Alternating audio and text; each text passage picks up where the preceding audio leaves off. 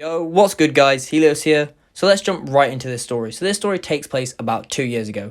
Now it all started off as a completely normal day. I got up, I checked my phone, I showered, I dressed, I ate, and I started making my way to school. Now on the walk there and most of the school day, it was a fairly normal day. Nothing out the ordinary happened until about 4th period. Now 4th period was photography. So I got in there, I started doing my work, and I get a tap on my shoulder about 20 minutes in from my teacher. And my teacher goes, "Hey, I need you to redo your elements project." I'm like, "Okay, which element specifically would you like me to redo?" And she was like, "I need you to redo fire." Now, guys, for anyone who knows me in real life, me and fire never usually mix well. So I was kind of surprised by that. I was like, "Okay, sure." So I was like, "How do you want me to do this?" And she was like, "Go to one of the science rooms, get a teacher, get a heat-proof mat, and kind of start burning things with a teacher there." So I went to one of the science departments, tried to find a teacher. No teachers were available to help me. So I went back to her. I was like, "Hey, I can't find a teacher, so do you want me to do it another day?" She was like, "You can't really do this any other day. We don't really have any more time for you to do it another day." I was like, "Right, okay." Let me give you some backstory though, guys. The way that our photography class ran, it had a set schedule for how long we could realistically do our projects.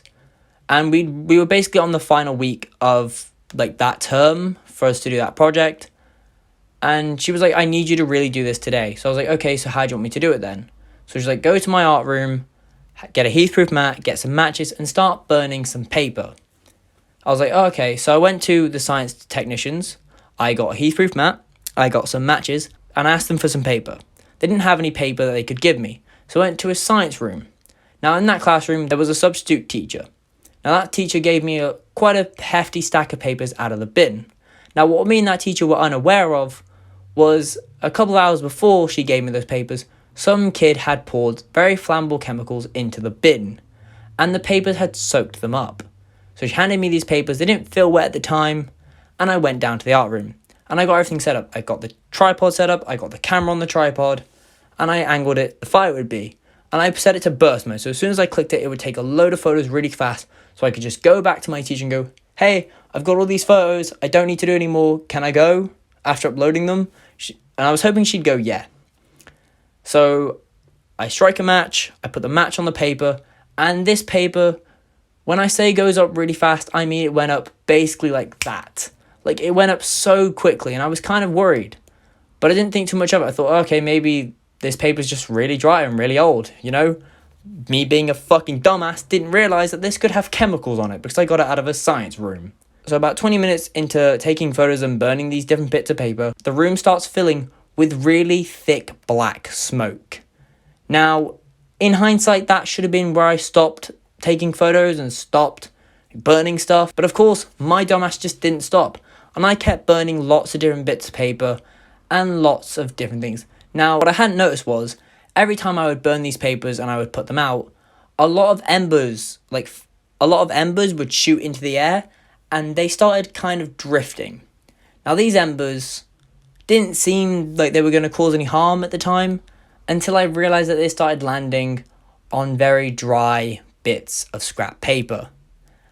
And then they caught fire from those dry bits of paper. And I hadn't realised it at the time because I was focusing on my work too much.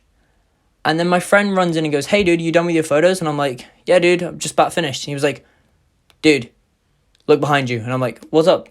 And I turn around and there's a giant fire right behind me. So me and my friend run to the bathroom, we get our bottles out, we fill them up, and we start throwing water onto this fire.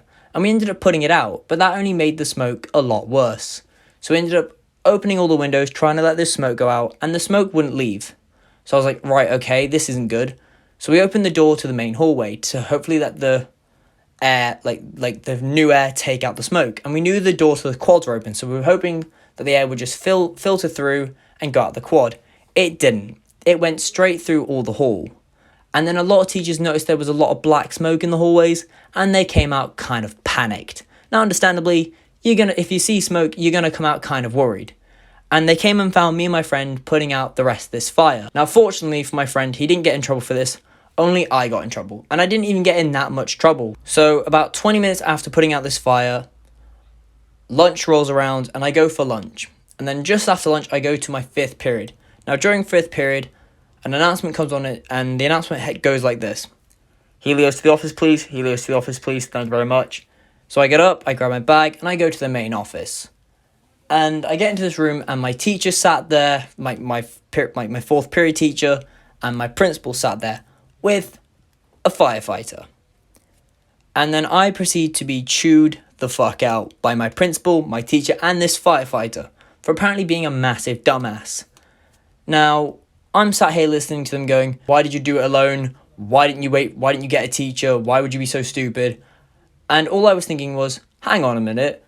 I told my teacher there was no teacher to help me. Why am I being told off this? Why is she not being reprimanded? What the hell? So I say that. I'm like, yo, hang on a minute. No, back up.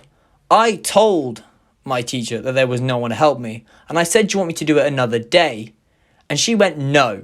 So I'm not to blame here. I mean, yeah, okay, I probably shouldn't have done this by myself. And I probably should have, had at least somebody with me.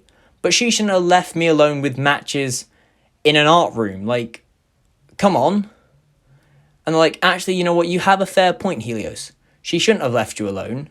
So in the end, the teacher got reprimanded and I got 3 days of detention, which really fucking sucked because it was an hour after school. That was 3 hours of my time that I never got back, and it was because I was left alone. I did my 3 days of detention, and every day after that, my teacher for fourth period would stare me down. So guys, that's the end of the story. So guys, I guess the moral of the story is, if you're asked to go do something that you're not sure if you should really do alone, don't do it no matter what your teacher says. Just say no. Don't go playing with fire. Don't be a pyromaniac like your boy over here. Just don't play with fire. It's not safe, guys.